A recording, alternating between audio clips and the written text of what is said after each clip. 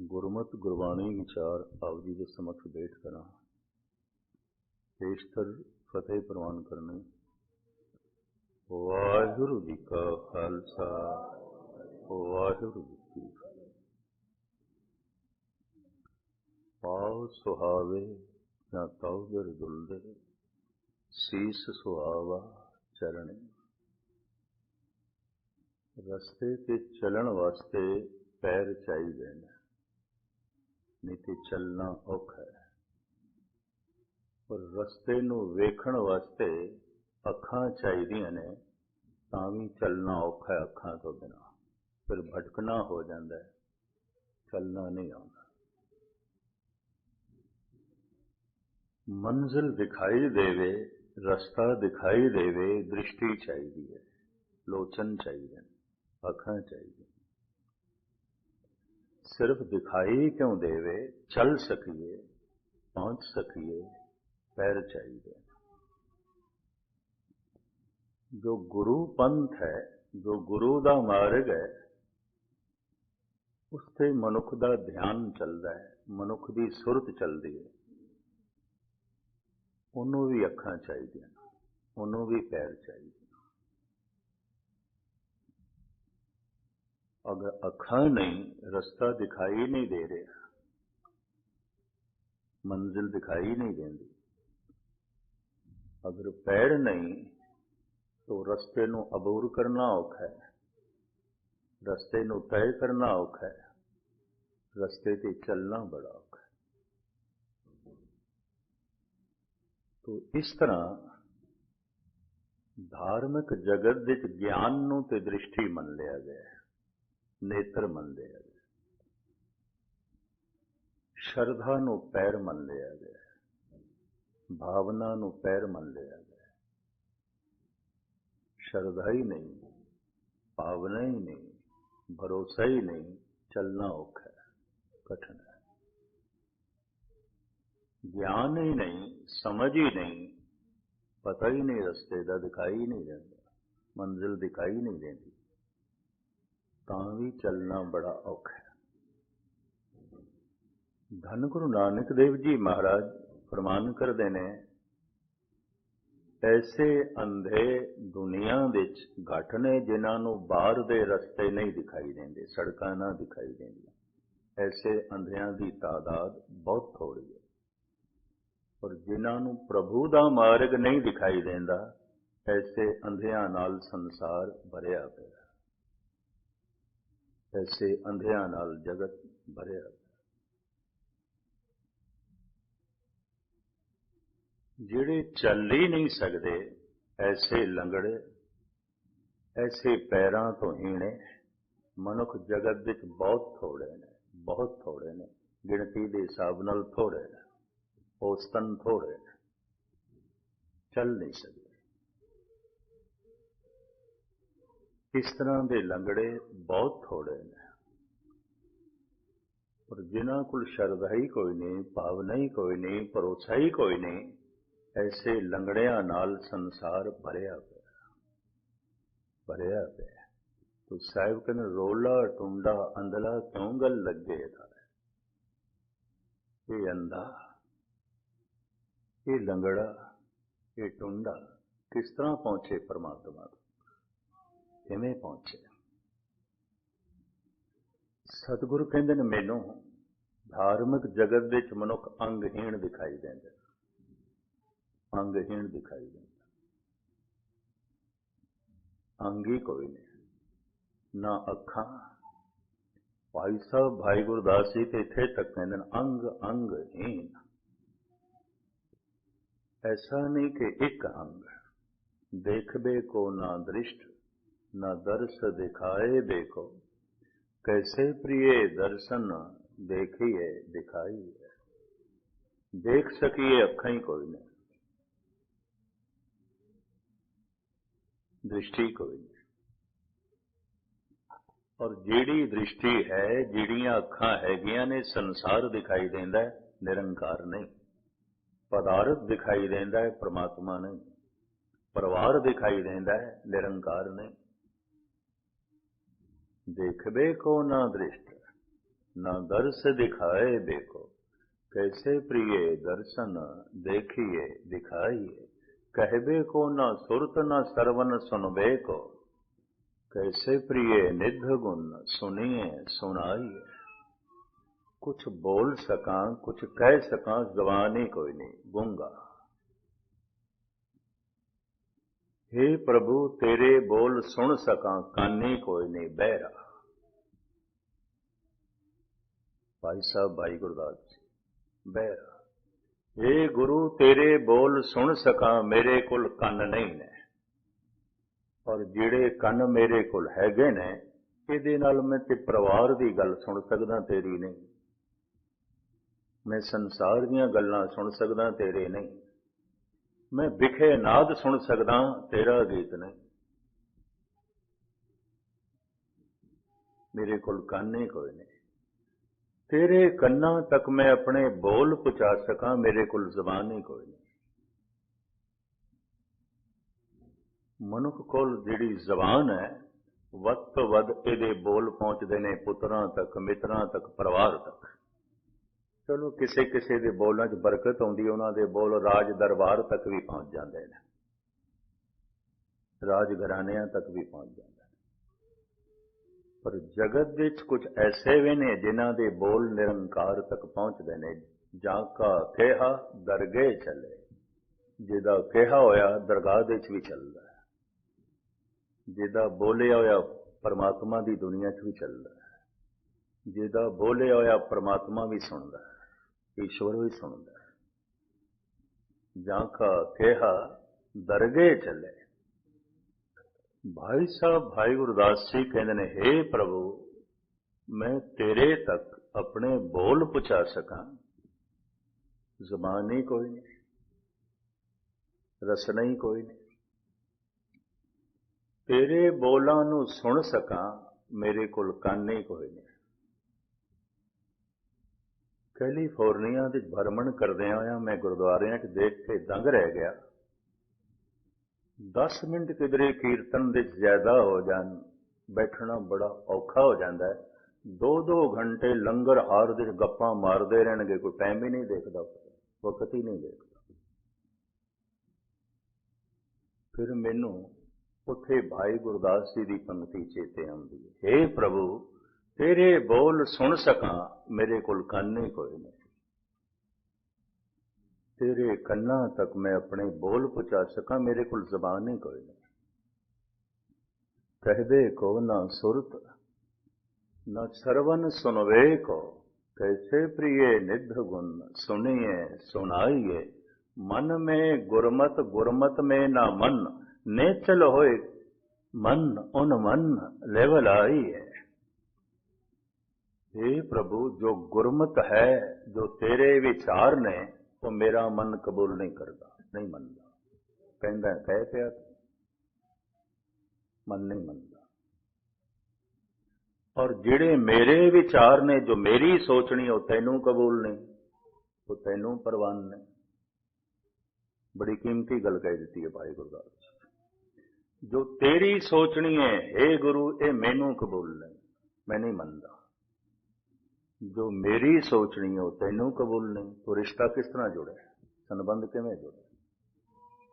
मन में गुरमत गुरमत में ना मन, नेचल होए कैसे उन मन लेवलाई है।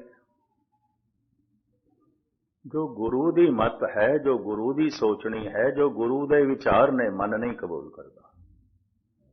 और जो मन दी मत है, जो मेरी सोचनी है, जो मेरे विचार ने, वो गुरु नूं कबूल नहीं।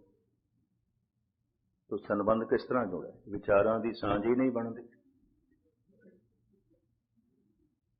गुरु दे विचार मैनू कबूल नहीं, मेरे विचार गुरु नू कबूल नहीं। मेरे विचारां नाल गुरु सहमत नहीं है,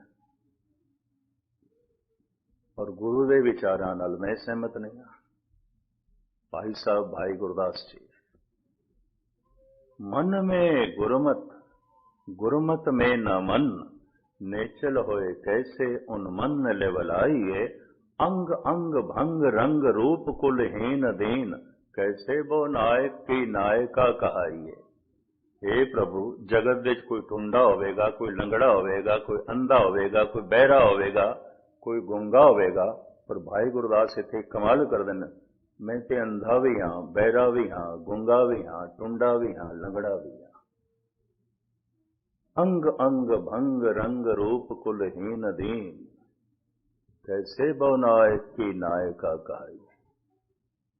किवें मैं तेनू कबूल हो सकदा। अंग अंग भंग, सारे अंग टुटे पे ने, भंग ने, ना पैर ना हथ, ना अखा ना कन, ना जबान।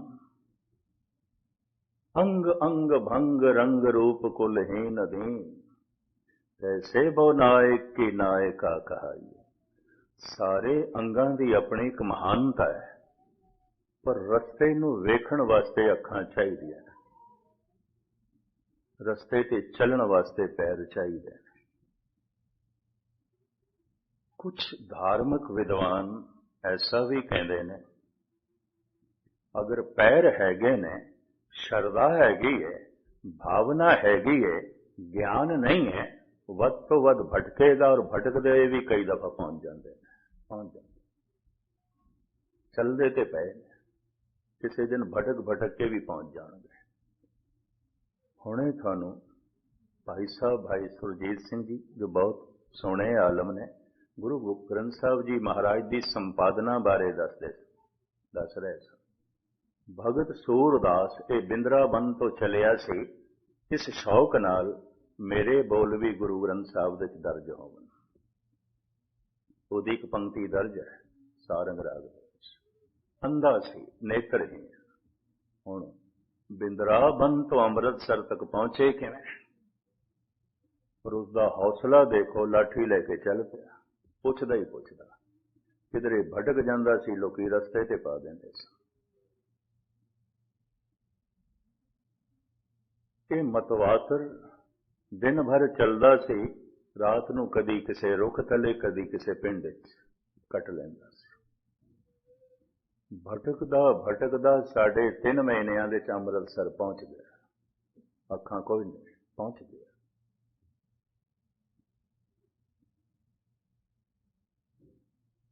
सतगुरु के चरणों से मत्था टेकिया, मस्तक छुपिया नहीं रहिंदा है, भगत है, भावना नाल भरिया होया। सतगुरु ने मौका दिता, सुना भाई। पर यह संगीतकार भी सी, राग दीआं बारीकियां नूं भी जाणदा सी। जद भी किसी दे अंदर परमात्मा प्रगट भी हुंदा है, गीत बन के आउंदा है, संगीत बन के आउंदा है, एवें नहीं गीता प्रगट होंदी। धन गुरु नानक दे अंदरों अकाल पुरख प्रगट होंदे ने, गीत बन के, संगीत बन के। वकत दा राग गांदे ने गुरु नानक, वकत दी रागनी गांदे ने। मरदानिया रबाब छेड़ बाणी आई है, बाणी मरदाने ते नहीं आई, गुरु नानक ते आई है। गाउंदे गुरु नानक आप ने, मरदाना सिर्फ रबाब वजांदा, साज वजांदा है। वकत दा राग गांदे ने, वकत दी रागनी गांदे ने गुरु नानक। कदी सोरठ पे गांदे ने, कदी मलार पे गांदे ने, कदी भैरो गा रहे ने, कदी मारू गा रहे ने, कदी मांझ गा रहे ने, कदी आसा गा रहे ने, कदी गौड़ी गा रहे ने, कदी सही राग गा रहे ने। वकत दा राग गांदे ने, वकत दी रागनी गांदे ने।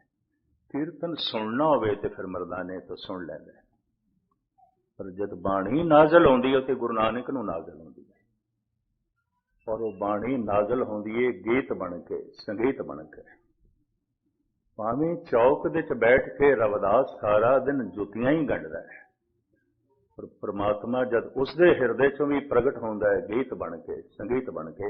रविदास दी सारी बाणी गीत दे च है, संगीत दे च है। हैरानगी होंदी है, गंढदा ते जुतियां इहनूं संगीत कित्थों आ गया? भावें दिन भर खड्डी ते बैठ के कबीर कपड़े ही बुनदा है, पर जब रब्बी कलाम अंदरों प्रगट होंदा है, गीत बन के, संगीत बन के। कबीर दी सारी बाणी गीत दे च है, संगीत दे च है। सारा दिन भावें कपड़ियां नूं ही छिंबदा है, नाम देव छिंब है। लोकी शूदर कहंदे ने, मंदिर तो ते मार मार के कढ़ दिता गया सी, जिस मंदिर चों मार मार के कढ़ दिता गया सी, दास ने वह मंदिर देखिया है हजूर साहब तो सिर्फ 40 मील की दूरी पे। उस कस्बे का नाम है औंढा, जिथे मंदिर है। बड़ा बुरी तरह मारिया इसनों ब्राह्मणा ने। तू शूदर है ते मंदिर विच किस तरह आ गया, क्यों आया? शूदर की असी छाया नहीं लेंदे, तू छाया नाल मंदिर भ्रष्ट किया, सारा मंदिर सानू धोना पेगा। तू क्यों आ गया, किस तरह आ गया? मारे और गिला मिठा जिया करदा है नाम दे। सूद सूद कर मार उठायो, कहां करो बाप बैठला। हे मेरे बाप, हे मेरे बिठल, मैं की करा, मैनू शूदर शूदर आख के मारिया इन्होंने। शूदर शूदर आख के मैनू धक्के दिते ने इन्होंने। पर ये मंदिर के पिछे जा बैठा, लंबी चौड़ी गाथा ना अर्ज करा, पिछे जा बैठा। पर गजब दी गल, फेर दिया नामे को देवरा पंडियन को पिछवाड़ ला। मंदिर का दरवाजा मूर्तियां का मुंह नामदेव की तरफ हो गया। अजे तक मंदिर उसे तरह ही है, अजे तक। गालवन में थानू 35 साल पुरानी गल दसा। कटक दे मैं किधरे कह बैठा, गुरु नानक देव जी ने हाजियां दे मन फिरा दिते, मक्का नहीं फिरिया। 35 साल पुरानी गल कर। तर्क बुद्धि मेरी बहुत ज्यादा सी, गल गल ते तर्क करना ये मेरी आदत सी। मैं कहा हाजियां दे मन घुमा दिते, दिमाग घुमा दिते, सोचनी फेर दी। बिल्डिंगां नहीं घुमदियां होंदियां, पत्थर दा मक्का नहीं घुमदा हुंदा। उन्हां दिनां च दास बाबा बलवंत सिंह कोल गुरबाणी व्याकरण पढ़दा सी, वो भी बैठे सन। जद कमरे च आए, जिंदगी च मैं पहली दफा ताड़ना ते एक गाल भी सुनी, नहीं तो मैनू अज तक किसी स्कूल दे मास्टर ने भी न ताड़ना की सी न मारिया। ते मां बाप का एक लोता लड़का होने करके उन मैं लाड नाल भरिया, लेकिन पहली दफा कड़कदी हुई गाल भी सुनी। आख्या मूर्खा तू की आख्या, रहिंदा मेरे नाल है, पढ़दा मेरे कोल है, की आख्या? मैं आख्या मैं की आख्या, तू ये आख्या मक्का नहीं घुमिया। मैनू कहने लगे फिर भाई गुरदास गलत पे कहते फिर फिरिया मक्का कला दिखाई, तू ठीक है भाई गुरदास गलत है। मैं कहा भाई गुरदास के कहने का भी यही अर्थ होगा, दिमाग घुमा देता। तीजे दिन उन्होंने कथा की समाप्ति की थी, कहने लगे हजूर साहब चलना है। हजूर साहब का कोई प्रोग्राम नहीं सी उदों। उतों वैद्यनाथ धाम जाना सी, फिर कलकत्ते जाना सी, फिर पटना साहब पहुंचना सी। अचानक कहने लगे हजूर साहब जाना। मैं कहा ठीक है। औरंगाबाद उतरे, उतों टैक्सी पकड़ी, हजूर साहब ले। हजूर साहब 40 मील रहिंदा, रस्ते दे कस्बा पैंदा औंढा। ड्राइवर नूं कहण लगे इधर मुड़। मैं कहा बाबा जी हजूर साहब तो उस पासे सीधा रोड ते हो जा रहा है। कहने लगा तेरी अकल फिरानी है, इस वास्ते आया। औंढे गए, मंदिर देखा। कहने लगे हुण देख इस मंदिर नूं देख, ये रबड़ का बनया होया कि पत्थर का बनया है मंदिर? ये खिडौना है कि असली मंदिर है? पहाड़ नूं तराश के बनाया गया, फिरिया होया है कि नहीं?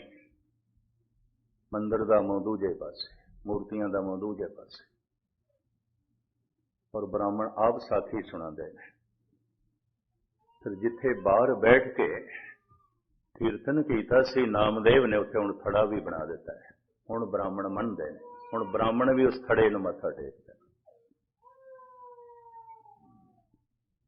देख के मैं फिर भी बाबे होणां ने यह आखी अकल तो अगे की गल है। मैनू कहण लगे अकल तो अगे की गल है तो सच, पर तू बेअकली नाल कह रहे हैं, ये भी अजे तक मैनू याद है। ये गल तो ठीक है कि अकल तो अगे की गल है, परमात्मा अकल तो अगे की गल है, प्रभु का रस अकल तो अगे की गल है, परमात्मा की होंद अकल तो अगे की गल है। पर जिहड़ा तू कह रहे हैं बेअकली नाल कह रहे, तू अकल तो अगे नहीं गया। अगर अकल तो अगे चला जाता तो शायद खेड बन जाती, तेरी गल समझ च आ जाती। फिर जब मैं भाई नंदलाल नूं पढ़ना शुरू किया तो मैं हैरान होया।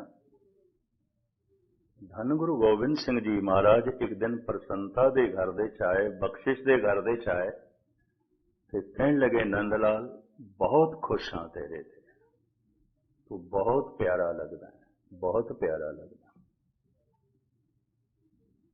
अज मैनू होर खुशी होवेगी, तैनू कुछ दें, तैनू कुछ दें जो बहुत प्यारा होवे, बहुत प्यारा होवे, देण नूं जी करदा है।